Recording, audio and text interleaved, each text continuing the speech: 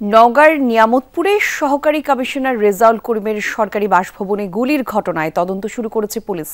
এখনো কারণ জানা যায়নি, ধরা পড়েনি কেউ। জোরদার করা হয়েছে নিরাপত্তা।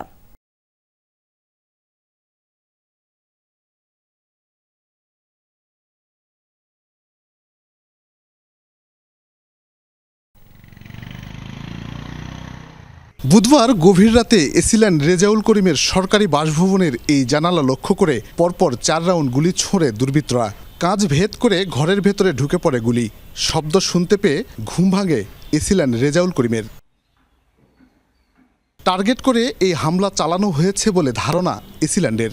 বাসরুমে যাওয়ার পরে আমি যা দেখতে পারি যে ওখানে আমার যে রুমের যে জানালা, কাছের যে জানালা আর 2টা ছিদ্র।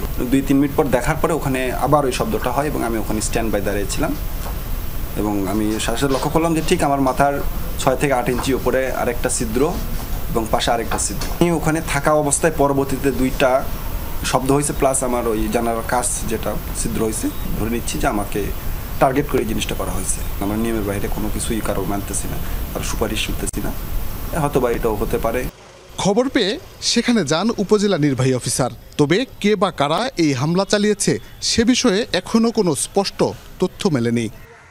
সিসিটিভি ক্যামেরাগুলো আমরা সবগুলো ক্যামেরার যে ফুটেজ আছে সেগুলো পরীক্ষা নিরীক্ষা করবে। এখন যেহেতু এটা তদন্তাধীন বিষয়, কিভাবে ঘটলো না ঘটলো সেই বিষয়গুলো পুলিশ আশা করি অতি শীঘ্রই খুঁজে বের করবে।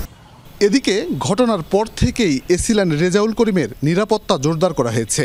পুলিশ কর্মকর্তারা বলছেন, ভারী অস্ত্র নয়, ভয়ভীতি প্রদর্শনের উদ্দেশ্যে কেউ হালকা অস্ত্র ব্যবহার করে এটি করে থাকতে পারে। ধারণা করা হচ্ছে হয়তো ইয়ার গান অথবা খেলনা জাতীয় পিস্তল বা এই ধরনের ইয়ের থেকে এটা ছোড়া হয়েছে বলে আমরা প্রাথমিকভাবে ধারণা করছি যে এটা হয়তো আমরা যেহেতু সরকারের পক্ষে কাজ করে যাচ্ছি, কেউ হয়তো ভীতি সন্ত্রস্ত করার জন্য এই কার্যক্রমটা করতে পারে। তবেও আমরা বিষয়টি অনুসন্ধান করছি। এ ঘটনায় একটি এজাহার দায়ের করেছেন এসিল্যান্ড। দ্রুত তদন্ত করে দোষীদের গ্রেফতারের আশ্বাস দিয়েছে পুলিশ। শফিক ছোটন, যমুনা নিউজ, নওগাঁ।